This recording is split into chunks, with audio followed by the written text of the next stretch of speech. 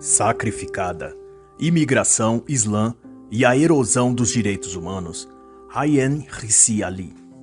Este não é o audiobook ou narração da obra, mas uma análise em que posso fazer comparações e ilações ou exemplificações com a política do dia, cultura ou eventos atuais.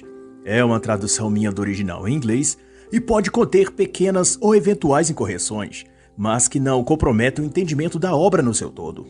Ayaan Hirsi Ali, a autora, é nascida em Somália, na África, e tornou-se ativista e escritora crítica ao Islã e pelos direitos no que abrange as mulheres sob regime muçulmano.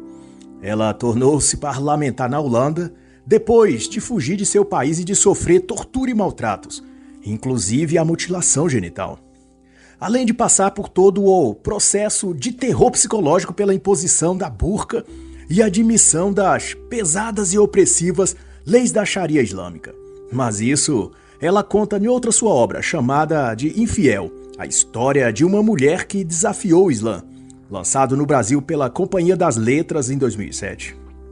E sobre esta obra aqui, a autora vai tratar da questão da migração na Europa, principalmente a de muçulmanos e a relação disso com a violência sexual crescente nos países do bloco da União Europeia. Ela também discorre acerca do tratamento que o estamento político lá tem lidado com a questão e em que contexto tudo isso afeta as mulheres, os homens e a sociedade no seu todo.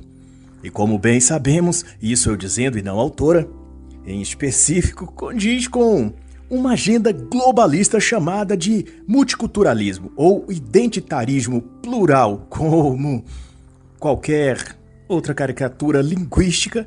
Essa não significa nada de concreto, mas apenas empurra essa agenda para o cumprimento.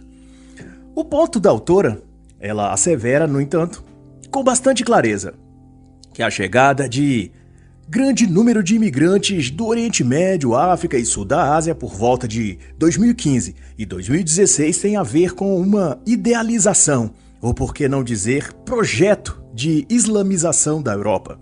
E segue-se a isso pregações radicais em mesquitas e ataques terroristas com a finalidade de dobrar a vontade política dos líderes europeus.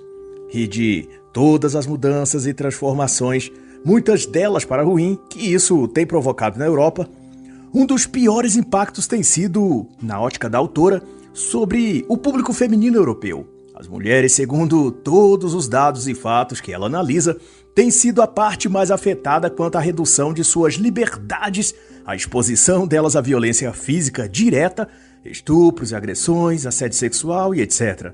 E sobre tudo isso se debruça a autora, pois ela mesma conhece na prática os traumas e o quão terrível pode ser para uma mulher o peso e rigor da violência muçulmana contra a mulher.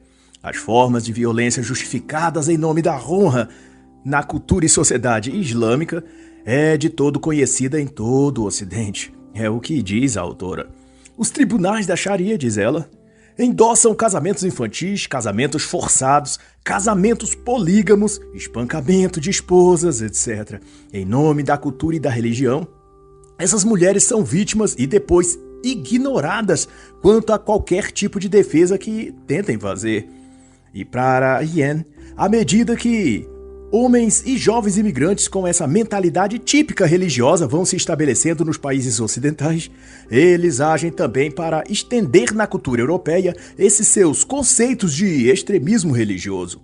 Mas, não obstante a gravidade de tudo isso, tratar dessas questões esbarra na resistência ideológica extremada dos grupos sociais e políticos dentro desses próprios países em torno daquilo que chamam de política de identidade, que sobretudo posiciona todo imigrante como vítima social, conceituando-os como grupos vulneráveis.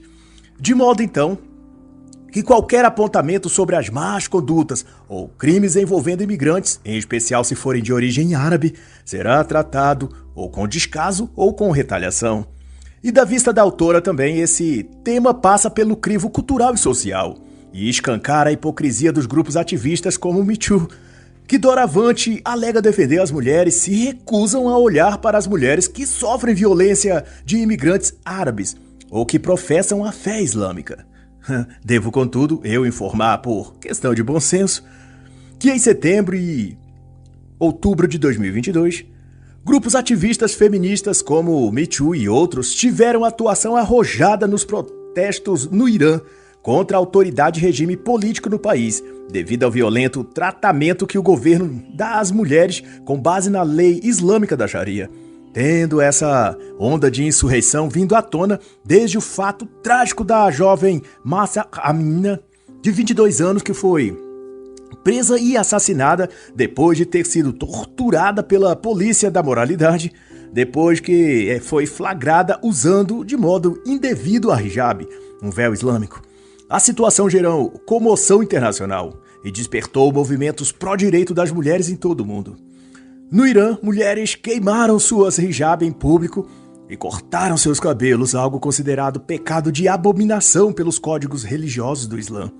Todos os desfechos, no entanto, não contrariam o que a INC denuncia da falta de apoio dos movimentos feministas para com as mulheres muçulmanas. Nesse caso, que muito lembra os protestos da Primavera Árabe, se trata de um arremedo político ou jogo de xadrez político, em que não se trata de compaixão pelas mulheres, mas uma jogada oportuna para demover o governo do Ayatollah Ali Khamenei, que, sem exagero algum, é um tirano fundamentalista da pior estirpe. Só no primeiro mês de protestos, cerca de 200 pessoas já teriam sido assassinadas pela polícia do país, inclusive crianças, na ação para reprimir o Manifesto das Mulheres.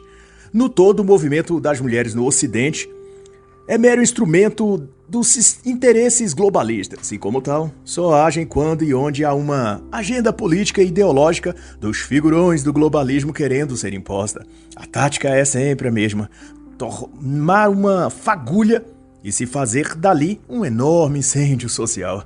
E depois de mobilizar a imprensa para sensibilizar as massas, insuflar o clamor público para que organismos internacionais sejam acionados e interfiram naquele país, removendo aqueles indivíduos ou sistema que desde o início era o plano real. É o mesmo e eficiente truque chamado ação, reação, solução.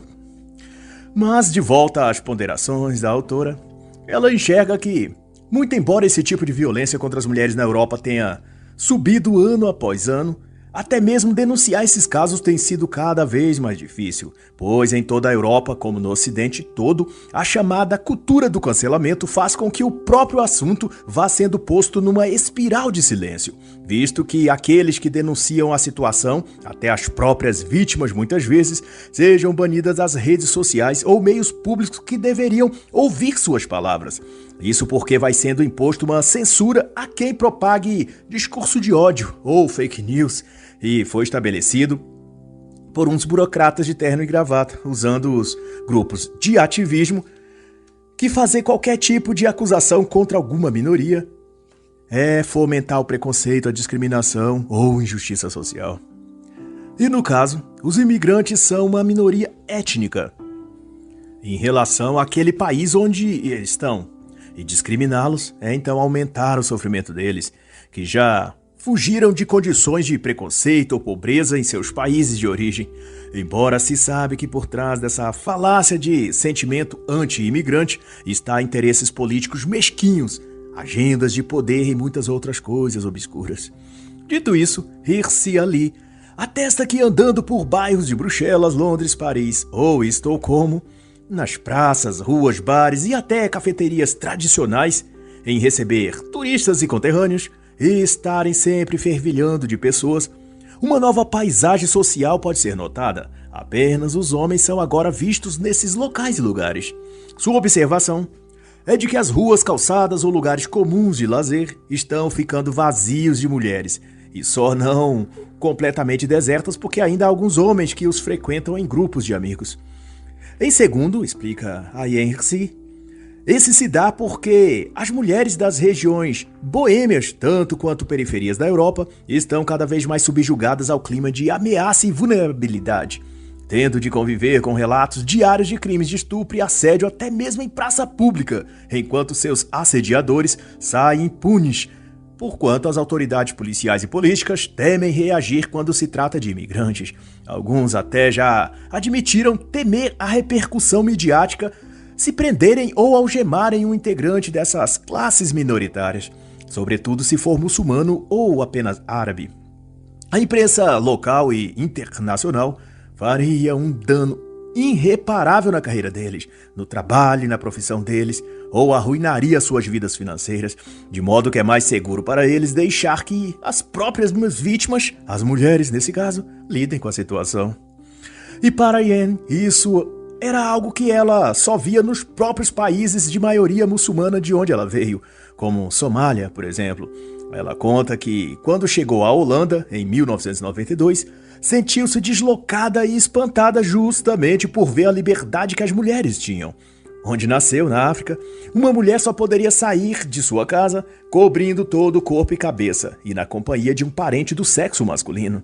Mas bastou 20 anos, diz ela, para que esse quadro se invertesse e a liberdade das mulheres que ela tanto se fascinou na Europa estava em vias de ser extinta sob o mesmo cajado ideológico fundamentalista que também oprimia o país em que nasceu e tantos outros no Oriente Médio e África. Isso é, o rebaixamento da mulher pelas leis da Sharia, só que agora aplicadas sem que se tivesse em um país islâmico e sem que o governo local fosse muçulmano ou mesmo árabe. Existe uma sentença islâmica que prescreve que onde estiver um muçulmano, ali poderá ser reivindicado para Alá, pois em vias de fato é isso que está a ocorrer na Europa. Ela recebe os imigrantes, seguidores do profeta, e estes reivindicam a Europa como território de Alá. E informalmente, as leis, códigos ou condutas islâmicas passam a ser requeridas. Há inclusive setores dentro de países do bloco europeu que funciona já como um mini país muçulmano, em que a vida é construída em torno de uma mesquita e dos pilares islâmicos, tudo ali obedecendo parâmetros deles próprios, do Alcorão, à revelia dos poderes estatais constituídos no país. É como se tivessem se emancipado por sua própria conta e tomado um pedaço do território para eles. E aqueles cidadãos franceses, alemães ou outro que sempre viveram ali segundo as leis de seu país, esses têm de se mudar ou se submeterem às regras que a autoridade paralela islâmica dali estabeleceu. Tudo isso sem que nenhuma autoridade política eleita e constituída no país diga ou faça nada, porque estão cooptados por esquemas políticos e financeiros ou porque temem a represália da comunidade islâmica internacional e o assassinato de reputação da mídia, que prontamente chamará aquele que se opor de xenófobo. E a tendência é disso se agravar, tanto a reivindicação de territórios quanto a violência fundamentalista contra as mulheres europeias, visto que só no ano de 2015 cerca de 1,5 milhão de imigrantes chegou à Europa. Ao menos 1 milhão desses eram homens, 80% com idade máxima de 35 anos, isso é, em idade plena e ativa, em todos os sentidos. E o pior disso tudo para a autora é que esses imigrantes, na quase totalidade, vêm de um contexto em que não há direitos das mulheres, nem mesmo para que elas trabalhem, menos ainda para seguirem suas próprias aspirações. Logo, eles passam a enxergar a cultura, onde agora estão, sob a mesma ótica da qual aprenderam a enxergar na sua terra natal. E, por assim, muitos deles acabam tentando adaptar o meio onde está àquela cosmovisão religiosa extremada da onde vieram, sem querer aceitar a cultura e costumes do lugar para onde vieram.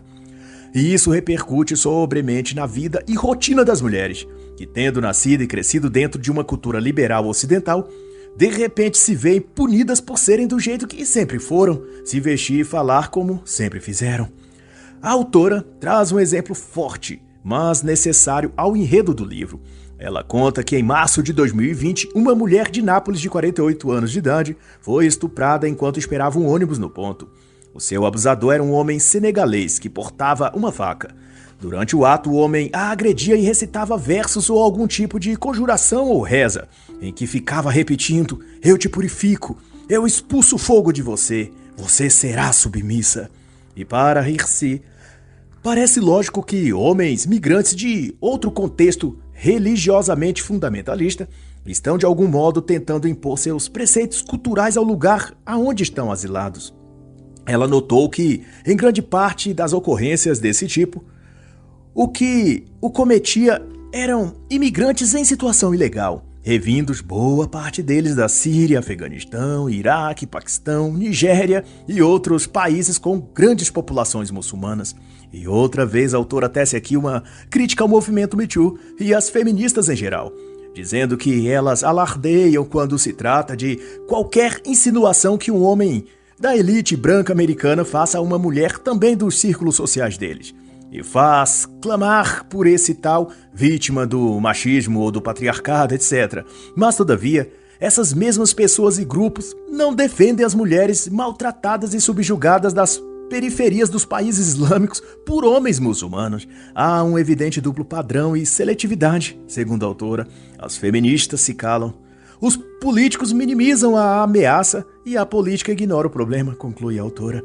E a mídia, como cúmplice de tudo, também diz ela, censura qualquer que tente denunciar ou expor a grave situação dessas mulheres.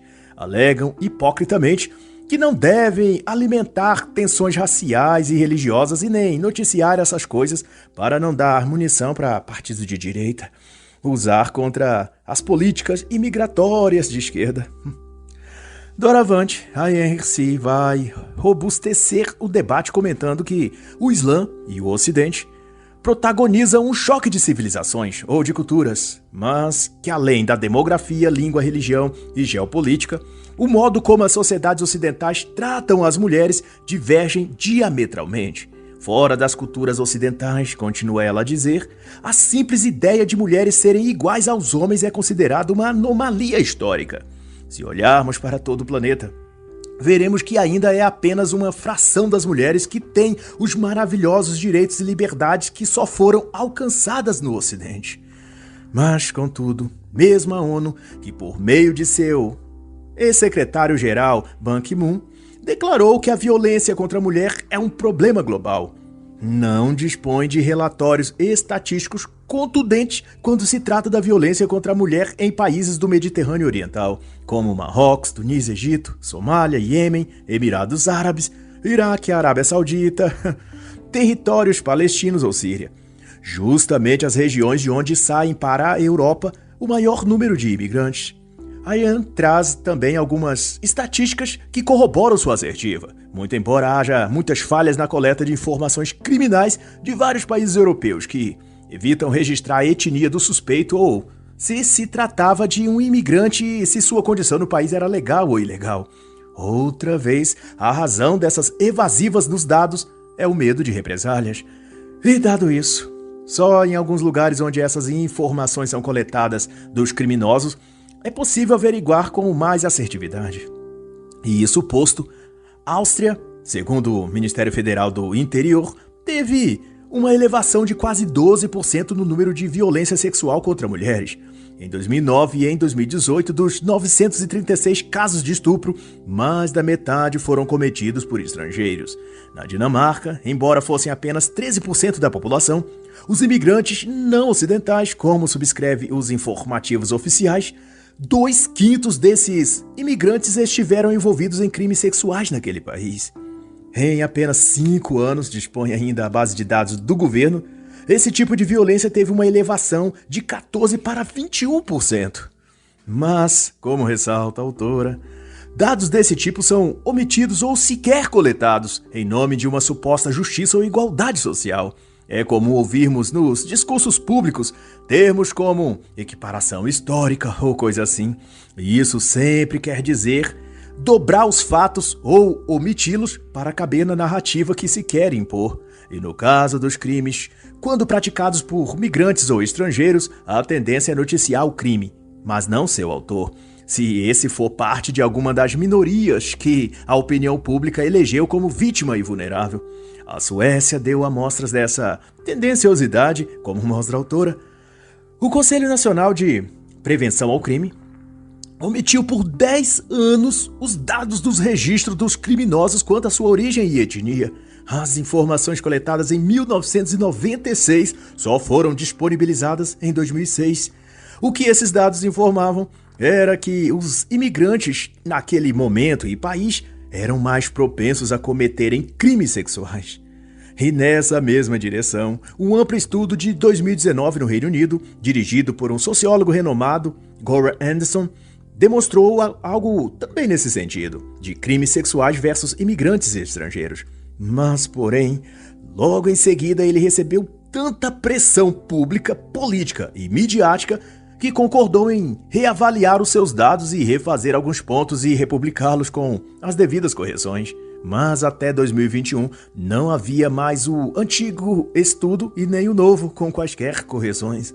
A explicação pode estar no amplo leque de intelectuais socialistas que, nessa mesma época, produziam enormes quantidades de livros e artigos e davam palestras mobilizando o senso comum para uma hipersensibilização do público para a defesa das pautas da imigração em massa, da multiculturalização, do globalismo social e etc.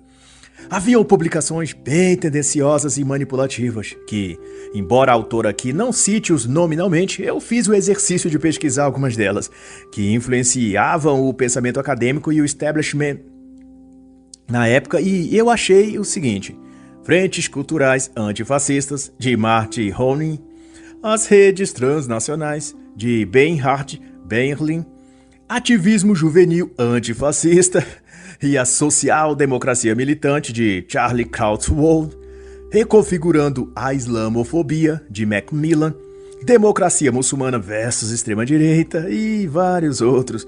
E nenhum desses foram, até onde eu sei, publicados em língua portuguesa. São obras difundidas na Alemanha, França, Dinamarca, Reino Unido, Itália.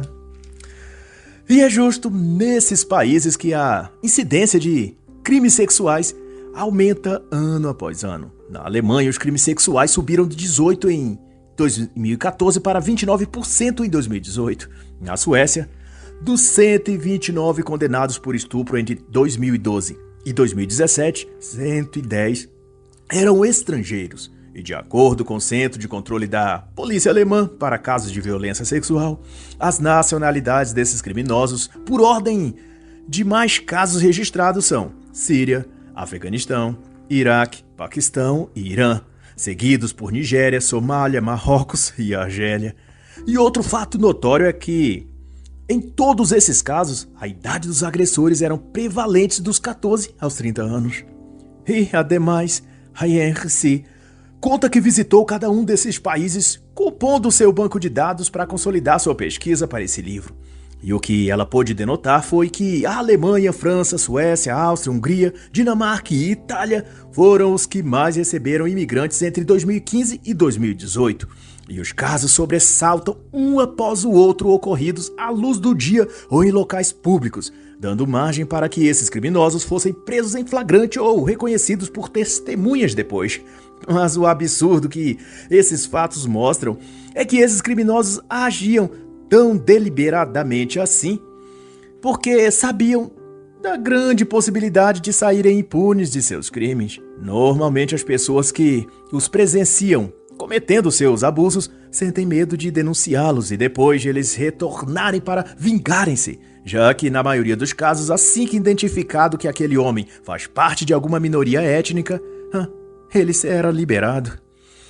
Outras vezes, a própria polícia, ao dar o flagrante, evitava prender o agressor, porque temia, como já dito, represálias da mídia, dos grupos ativistas e depois dos próprios agressores quando se trata, por exemplo, de muçulmanos, que tendem a se cercar de comunidades fechadas onde não aceitam as regras ou leis daquele país, mas as suas próprias. E no caso de violência sexual, costumam culpar não os agressores, mas as próprias vítimas, alegando que eram impuras ou que estavam se insinuando com seus trajes, com suas roupas sensuais, etc. Em 2016, relata então a autora, uma mulher de 45 anos foi atacada em um parque de Munique. Seu agressor a estrangulou com uma faixa e a estuprou. O estuprador, identificado depois, já havia praticado o mesmo crime um ano atrás contra uma jovem de 19 anos. Ele era turco e tinha 28 anos de idade. Ele tinha esposa e um filho e um histórico de violência contra mulheres e estava em situação ilegal no país. Em setembro de 2017, descreve outro caso, a Arcia Lee, uma mulher também na Alemanha foi violentada enquanto fazia a sua caminhada habitual. Ela tinha 23 anos e seu violentador tinha 34 anos. Era nigeriano e já tinha cometido outros crimes desse. E pior ainda, ele morava num alojamento para imigrantes ali mesmo, na vizinhança. Igualmente, um morador temporário de um abrigo para imigrantes, um somali de 17 anos, estuprou nas redondezas uma mulher de 43 anos. Perto de Munique, 3 afegãos entre 17 e 27 anos estuprou uma jovem menina enquanto ela esperava na estação de trem. Outros 4 imigrantes, de Dachau, estupraram nesse mesmo ano uma mulher de 56 anos de idade, atrás de uma escola. E em Halle, em agosto de 2018, um jovem somali de 19 anos invadiu um lar de idosos e agrediu sexualmente uma mulher de 74 anos. Ele gritava que queria sexo. E assim, segue inúmeros casos. Rayen chega a discriminar pelo menos uns 20 ou mais no capítulo. Mas o que esses casos vêm a denunciar é que esses agressores têm muito em comum. São jovens, são imigrantes, são de países de maioria muçulmana e são reincidentes de seus crimes, ou seja, estavam acostumados à impunidade e por isso não respeitavam as leis do país em que viviam.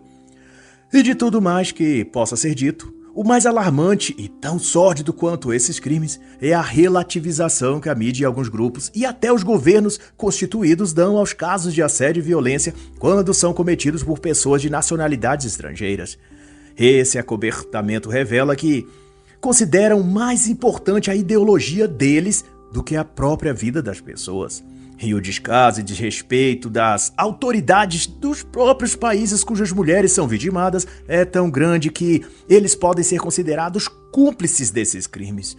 A atitude deles é uma outra forma de dizer que as mulheres, as vítimas, são as culpadas de serem agredidas. É o mesmo que dizem, dessa vez, diretamente, os que praticam por vias de fato a agressão e o estupro.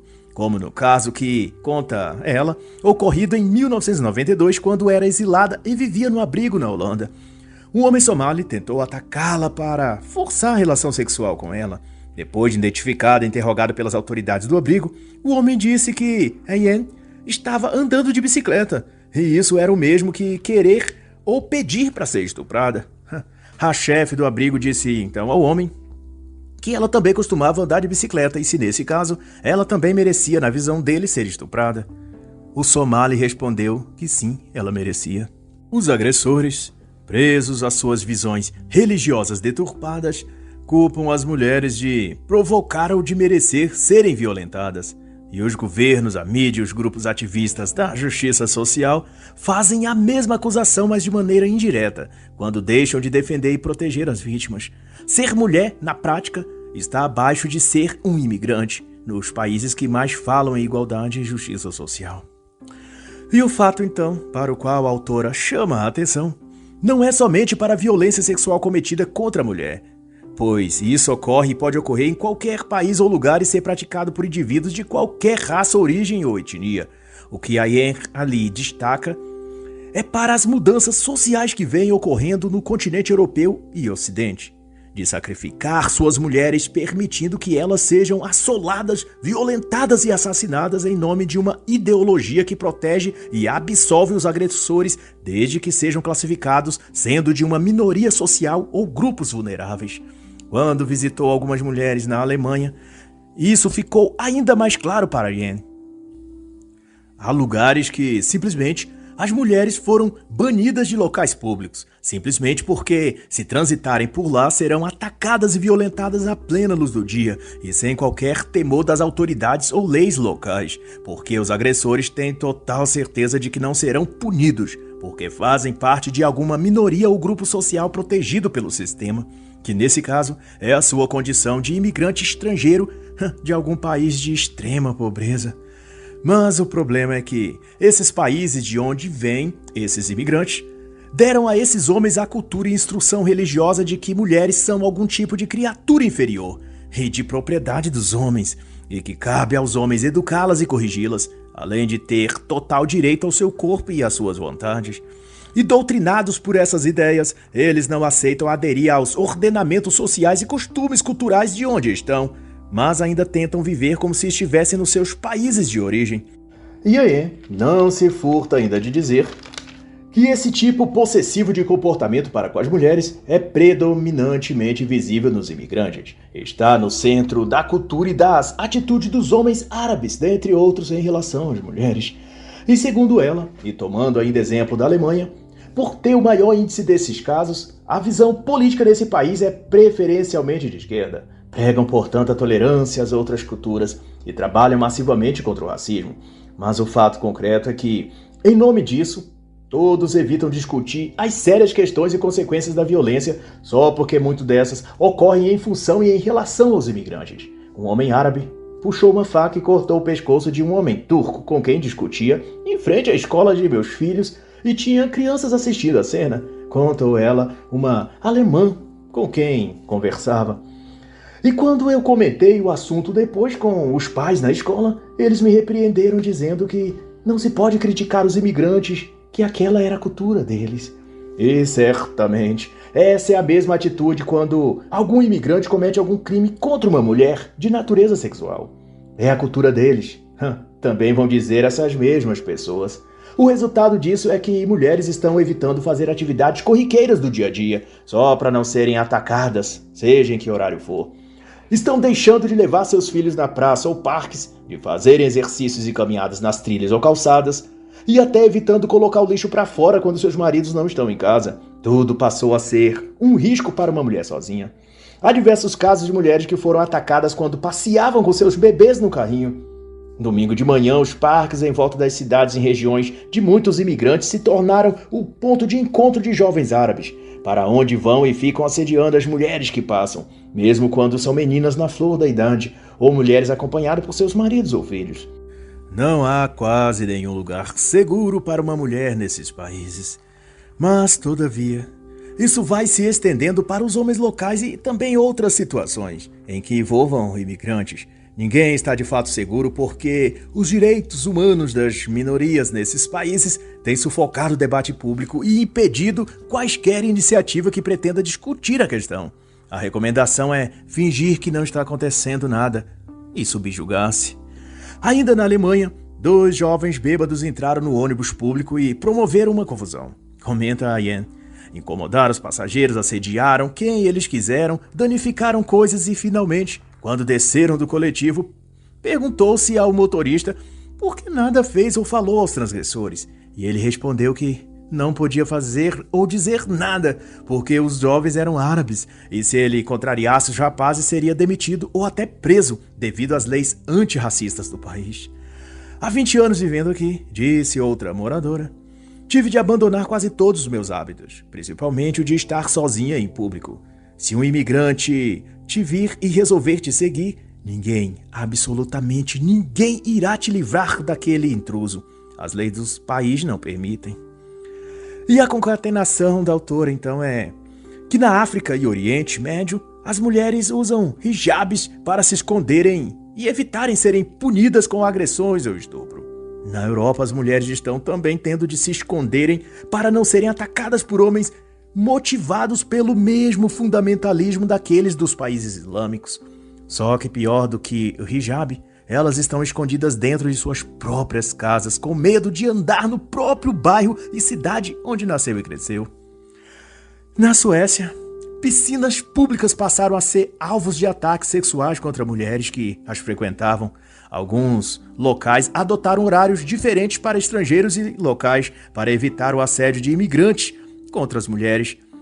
Há lagos em Estocolmo que eram bastante frequentados. Hoje apenas homens vão lá, por ser uma sentença fatal para uma mulher nesses locais. Preocupado com a evacuação das mulheres de muitos lugares da cidade, a Câmara Municipal e autoridades políticas de Estocolmo resolveram agir. Pintaram vários locais e praças de rosa, enfeitaram com aparência bastante feminina e convidaram as mulheres a frequentar esses lugares. Chegou-se a decretar que alguns bancos nas praças eram exclusivos para as mulheres. Mas não adiantou. As mulheres continuaram a não saírem de casa. E a razão é simples. É que tinta rosa e bancos exclusivos não alteram a mentalidade daqueles que, em seus países, aprenderam que é um direito religioso dos homens agredirem ou violentarem mulheres para subjugá-las. Mas, como em outros lugares da Europa, Na Suécia também prevalece as ideologias politicamente corretas de bajular os migrantes, as minorias e toda a categoria de injustiçados sociais. As vítimas sociais, que provocam a agressão, são mais importantes do que as vítimas criminais que recebem a agressão. E no norte da África era assim, desabafa a autora. De repente, em qualquer lugar, uma mulher poderia ser atacada e violada e nada aconteceria a esse homem. Era um direito deles dado por sua fé religiosa. Só que isso está agora acontecendo na Europa. As ruas de Nairobi, na África, pondera também Hirsi Ali, estão tão perigosas para uma mulher quanto as ruas de Bruxelas, na Europa. Os homens carregados de violência da Turquia ou de Marrocos são espelhos dos mesmos comportamentos predatórios vistos em muitos lugares de Paris ou Estocolmo, porque em quaisquer destes são homens doutrinados por um fanatismo religioso que se alimenta da covardia política daqueles que se assentam nos conselhos da ONU ou da OTAN e fingem estar construindo um mundo melhor, aplaudidos, é claro, por uma miríade de lunáticos fantasiados de ativistas sociais lutando pela liberdade, pela justiça ou pela igualdade.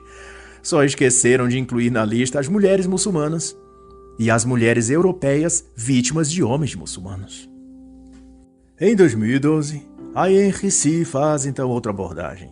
Sophie Pitahu lançou um documentário chamado Fandulahui, em que, em posse de uma câmera escondida, andava pelas ruas do centro de Bruxelas onde morava, gravando as reações dos homens. Ela queria capturar e expor o tipo de rotina de riscos que uma mulher está exposta na Europa atual.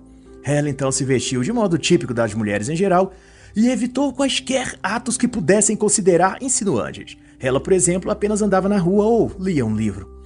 Inicialmente, ela passou a receber elogios e cantadas comuns. Ei, gata! Uau! Que linda! Gostaria de tomar uma bebida, gata? E assim por diante. Mas à medida que ela passava por regiões onde a concentração de imigrantes era mais alta, as coisas que diziam a ela extrapolavam o nível da simples cantada ou paquera. Os homens dirigiam a ela palavras de baixo calão, como prostituta, vou te chicotear, vaga, e por aí pra pior. A ideia da autora do documentário era mostrar as condições deletérias do tratamento masculino em geral para com as mulheres. Mas, porém, o que ficou demonstrado foi que, apesar de os homens em geral, de toda a classe e tipo, terem mexido com ela, digamos assim, as ofensas, xingamentos e ameaças predominaram nos grupos de homens imigrantes de países cuja cultura predominante considera a mulher como um objeto ou propriedade do homem, que são os países típicos governados por leis islâmicas. E foi isso que irritou o establishment ideológico de seu país. Depois que o filme foi ao ar na TV, as próprias feministas e adeptas do Me Too criticaram Sophie, dizendo que era um filme racista e xenófobo, porque nas imagens mostravam muitos homens marroquinos, tunisianos e argelinos. Ou seja, as ditas minorias raciais. E é um crime ou blasfêmia para o gosto desses burocratas, políticos e feministas de plantão insinuar que essas classes minoritárias sejam agressores ou potenciais agressores das mulheres. A produção da autora, que também é feminista, se voltou contra ela e no final, desiludida, ela se mudou de Bruxelas, se afastou das feministas e foi cuidar da vida de outra maneira, longe daquilo tudo. O erro de Sophie foi achar que aquele, como todo outro grupo ativista, defende as causas que eles anunciam. Na verdade, esses grupos usam as pautas que divulgam como rótulo para sensibilizar a opinião pública, arrecadar contribuições financeiras e movimentar uma agenda que interessa e é comandada por altos escalões do poder financeiro mundial. Gente que não mostra sua cara nas mídias, por isso precisam dos idiotas úteis para fazer o serviço de cooptar as massas e pressionar a política local para aprovar leis que interessam a esses magnatas das sombras. E que fique claro a lição que Sophie deve ter aprendido: que essas pessoas não se importam com o que aconteça com mulheres comuns. Se depender deles, África, Oriente Médio e Europa se tornarão a mesma coisa no que diz respeito às condições das mulheres e de como vivem e são tratadas. O que passar disso ou fugir a essa regra é mera conveniência e propaganda para fins ideológicos e políticos. Prova disso é que na Alemanha, por exemplo, apesar dos altos níveis de violência contra a mulher, para se adquirir um spray de pimenta para tentar se defender de algum eventual ataque, ela precisará de uma licença especial. Isso é preocupação com a mulher? O nome disso é hipocrisia do poder público, sinalização de virtude, teatro forjado, ou canalice mesmo, se preferir um termo mais simples. E enquanto eles brincam de cuidar das mulheres, vão ganhando dinheiro com isso. Na Alemanha e Reino Unido, uma marca de roupas esportivas desenvolveu uma roupa íntima feminina, anti-estupro. Ela fecham quando acionadas nas pernas e cintura, de modo tão forte que é praticamente impossível tirar à força.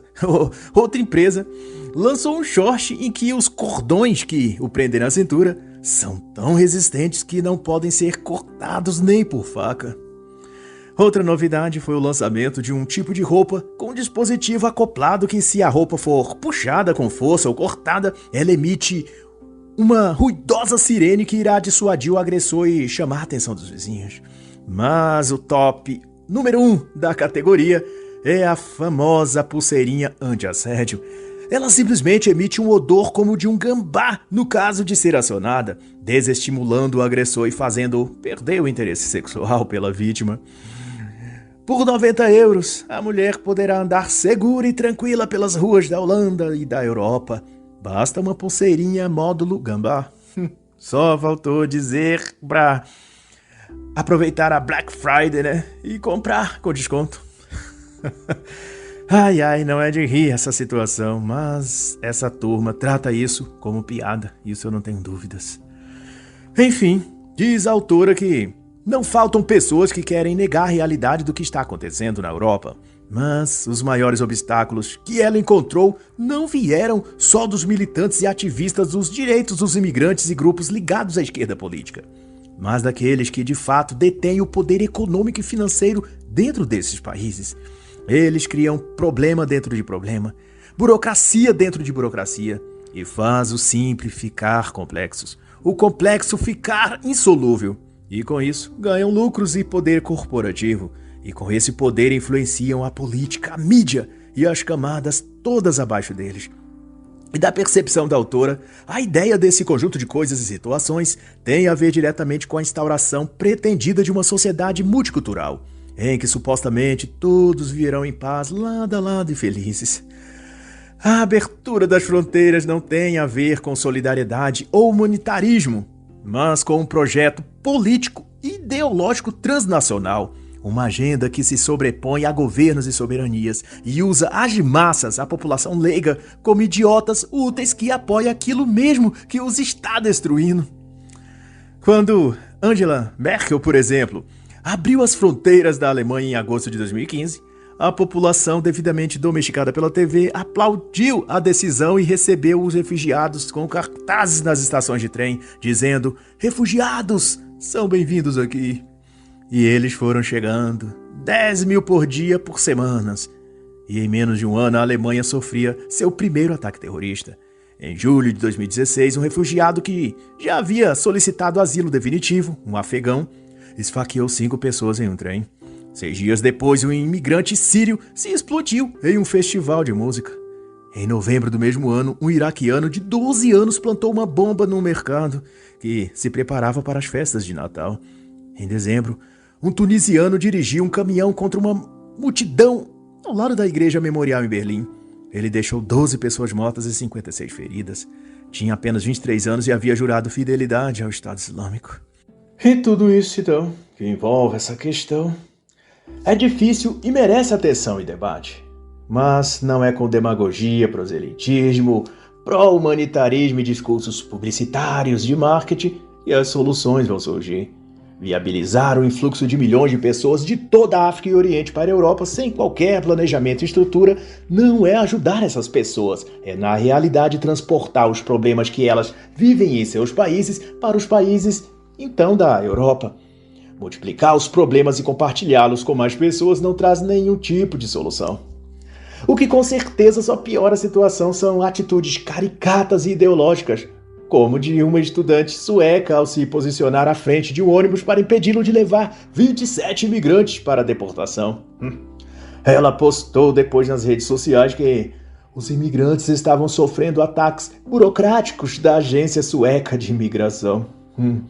Faltou alguém dizer a essa feminista woke que ataques ideológicos lacradores também não ajudariam o seu país, e nem as mulheres no futuro, pois elas serão as vítimas de alguns daqueles que ela tenta impedir de ser tirado de seu país.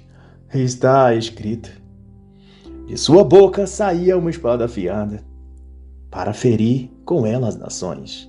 Apocalipse 19:15. E assim encerra a análise da obra Sacrificada: Imigração, Islã e a Erosão dos Direitos Humanos, de Ayaan Hirsi Ali.